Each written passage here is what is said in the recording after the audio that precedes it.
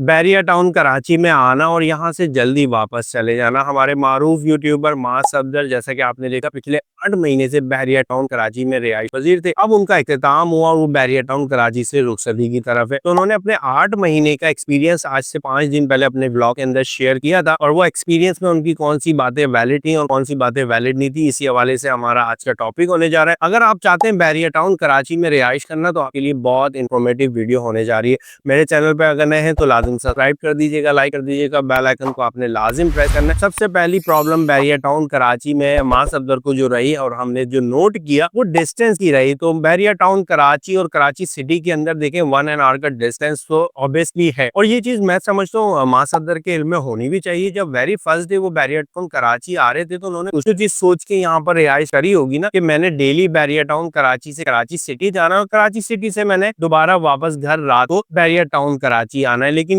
अगर ये प्रॉब्लम वो शेयर कर रहे हैं कि ये डिस्टेंस बहुत ज्यादा है और इसके अंदर हमारी एक फ्यूल कॉस्ट भी लगती है, हमारा टाइम भी लगता है और आपकी अपनी जाती जान भी लगती है। जाहिर सी बात है, जब आप ट्रैवलिंग करते हैं तो आपको सारी चीजें बेयर करनी होती है। और अगर आपने डेली बेसिस पे बैरिया टाउन कराची से सिटी की तरफ जाना था और सिटी से वापस बैरिया आना था, तो मैं समझता हूँ ये डिसीजन आपको लेना ही नहीं चाहिए था। क्योंकि बैरिया टाउन कराची के अंदर अगर आपने डेली अप एंड डाउन करना है सिटी और बैरिया टाउन कराची की तरफ, तो यहाँ पर आपका फ्यूल एक्सपेंस तो लाजमी बढ़ना ही था। और अगर ये डिसीजन मास अफजल ने लिया था, तो मैं समझता हूँ सोच समझ के लिया होगा, और अगर सोच समझ के लिया था तो आज ये प्रॉब्लम शेयर करने वाली थी नहीं। और दूसरा जो बैरिया टाउन कराची में उनको प्रॉब्लम फेस करना पड़ रहा था, वो चीजों का ना मिलना, जो कि मैं समझता हूँ अगर मास अफजल 4 साल पहले आते बैरिया टाउन कराची में और ये बात कहते कि बैरिया टाउन कराची में कोई चीज नहीं मिल रही, तो शायद मैं मान लेता। लेकिन इस टाइम पे बैरिया टाउन कराची में आपको तमाम चीजें मिल सकती है। अगर आपने ग्रोसरी करनी है, ग्रोसरी के लिए मेगा इम्तियाज यहाँ पर मौजूद है। अगर आपको कोई वेल्डिंग मशीन चाहिए, वेल्डिंग वाला बंदा चाहिए, तो वो बैरिया टाउन कराची में मौजूद है, वो भी आपके डोर स्टेप पे। अगर आपकी गाड़ी खराब हो जाती है तो आपके पास यहाँ पर मैकेनिक अवेलेबल है, वो भी आपके डोर स्टेप पे। अगर आपको यहाँ मेडिकल फैसिलिटीज चाहिए, तो बैरिया हॉस्पिटल यहाँ पर बहुत अच्छे से यहाँ पर ट्रीट कर रहा है और बहुत अच्छे अच्छे डॉक्टर्स बैरिया हॉस्पिटल पे भी मौजूद है। जो ये एक्सपीरियंस भी मास अफजल ने शेयर करा, मैं समझता हूँ कि मुनासिब नहीं था उनको शेयर करना, क्योंकि बैरिया टाउन कराची के अंदर इस टाइम पे तमाम चीजें अवेलेबल है। और तीसरा प्रॉब्लम जो इनको आ रहा था, वो हवा का आ रहा था, कि बैरिया टाउन कराची में हवा नहीं है, और वाकई इनको ये प्रॉब्लम फेस करना पड़ रहा होगा। उसकी वजह ये है कि जब उन्होंने यहाँ बैरिया टाउन कराची में रिहाइश करने आए, जो उन्होंने प्रेसेंट 1 वाली लोकेशन चूज करी ना, मेरे मुताबिक वो लोकेशन उनके लिए बनती नहीं थी, क्योंकि वो एक व्लॉगर है, उनको डेली बेसिस पे व्लॉग करने होते हैं। और अगर आप प्रेसेंट 1 में शिफ्ट हुए तो ऑब्वियसली आपको आइसोलेट होना पड़ा होगा वहां पर। और वहां पर जितनी भी हमें वाइब्स आती है, जो भी हमें वहां पर माहौल नजर आता है, वो just like a super highway वाला आता है। हमेशा से हम बताते हैं, अगर आप बैरिया टाउन कराची में रिहाइश करना चाह रहे हैं, तो बैरिया टाउन कराची में आपने लोकेशन को वेरी करना है, कि मैं बैरिया टाउन कराची में हाइट वाली लोकेशन पर जाके रिहाइश करूं, जहां पे मुझे प्रॉपर अच्छा इन्वायरमेंट मिले, लाइक मरी हिल्स 11 है, प्रेसेंट 10 है। और अगर उनको 272 गज यानी कि 272 स्क्वायर यार्ड पर ही रिहाइश करनी थी, तो अंडरस्टूड है, उनके लिए प्रेसेंट 8 मैं समझता हूँ बहुत अच्छा प्लेस था। तो 8 महीने के बजाय 8 महीने शायद प्रेसेंट 8 के अंदर मजीद भी रह लेते। और अगर इनको एक्सपेंस का कोई प्रॉब्लम नहीं होता बैरिया टाउन कराची में, जो कि एक्सपेंस तो आपको बेयर करना पड़ेंगे, तो मैं समझता हूँ लॉन्ग टर्म भी रिहाइश कर सकते थे। प्रेसेंट 1 की लोकेशन में बिल्कुल भी नहीं कह सकता कि मास अफजल के लिए कोई मुनासिब लोकेशन थी। बहरहाल उन्होंने बहुत अच्छे से सोचा होगा, क्योंकि बैरिया टाउन कराची से उनको डेली अप एंड डाउन करना था, तो मेन गेट से करीब पहला प्रेसेंट 1 ही पड़ता है। लेकिन प्रेसेंट 1 के अंदर आपको व्यूज कुछ भी नहीं मिलेंगे, जो व्यूज आपको प्रेसेंट 8, प्रेसेंट 7, प्रेसेंट 9 की सराउंडिंग पे मिलते हैं। तीसरा उनका बड़ा एक अहम प्रॉब्लम ये था कि हमें बैरिया टाउन कराची में बिलिंग के हवाले से हमें कॉस्ट बहुत ज्यादा पे करना पड़ी है इलेक्ट्रिसिटी। ऑब्वियसली आप अपने फैमिली मेंबर्स को देखें, आपके फैमिली मेंबर्स अच्छे खासे फैमिली मेंबर है, अगर आप इनको डिवाइड भी करते तो मैं समझता हूँ बैरिया टाउन कराची जैसा एनवायरमेंट आपको कराची में तो नहीं मिलेगा बिल्कुल भी। लेकिन अगर आप बैरिया टाउन कराची में आए, तो आपको थोड़ी बहुत कॉस्ट तो बेयर करनी पड़ेगी। बैरिया टाउन कराची में आपको तमाम आसानियां मिलती हैं, जैसे कि वाटर सप्लाई को देखें, इलेक्ट्रिक को देखें, इलेक्ट्रिक के अलावा आपको गैस को देखें, यहाँ पर आपको कोई भी प्रॉब्लम फेस करनी नहीं पड़ती, हर चीज आपके डोर स्टेप पे मौजूद होती है। इसी वजह से आपको कॉस्ट ज्यादा बेयर करनी पड़ती है। बैरिया टाउन कराची की लिविंग बिल्कुल भी सस्ती नहीं है। मैं आपको अभी फिर बता दूं, इनका पॉइंट बिल्कुल वैलिड पॉइंट था कि बैरिया टाउन कराची एज पर कंपेयर टू सिटी महंगा है। इस चीज को मैं बिल्कुल भी आपकी बात को डिनाई नहीं करूंगा, वाकई बहुत महंगा है। लेकिन महंगा होने के साथ साथ यहाँ पर ज़हनी सुकून है। बैरिया टाउन कराची का जैसा लाइव स्टाइल आपको कराची सिटी में नहीं मिलेगा। और ये भी याद रखेंगे, आप बैरिया टाउन कराची में 8 महीने रह के तो जा रहे हैं, कराची में भी आप इतनी जल्दी एडजस्ट होने वाले नहीं है। और अगर आप यहाँ पर 2 से 3 साल का स्टे कर लेते, तो आपके पास बैरिया टाउन कराची के अलावा पूरे कराची क्या पूरे पाकिस्तान में कोई ऑप्शन भी नहीं मिलता मेरे भाई। और अगर मां सफदर को डेली बेसिस पर आना था, जाना था, तो ऑब्वियसली ये डिसीजन उनके लिए एक मुनासिब डिसीजन नहीं था। अब हम बात करेंगे, अगर आप बैरियर टाउन कराची में आना चाहते हैं और रिहाइश करना चाहते हैं तो आपके जहन में होनी चाहिए कि ये डिस्टेंस आपको मैटर करेगा। और अगर आपके घर में 4 अफराद हैं या 3 अफराद हैं या 2 अफराद हैं और 2 ने कराची जाना है और 2 ने यहीं पर ही रहना है, तो उनके लिए भी मैं समझता हूँ एक फ्यूल कॉस्ट आपको एक्सटर्नल बेयर करना पड़ेगी इस एनवायरनमेंट के लिए। बैरियर टाउन कराची में बिलिंग्स के हवाले से अगर हम बात करें तो वाकई एक्सपेंस है। जब आप यहाँ पर बिलिंग के हवाले से चीजों को डिस्कस करते हैं तो ऑब्वियसली बैरियर टाउन कराची का यूनिट का जो रेट है वो स्लैब बिल्कुल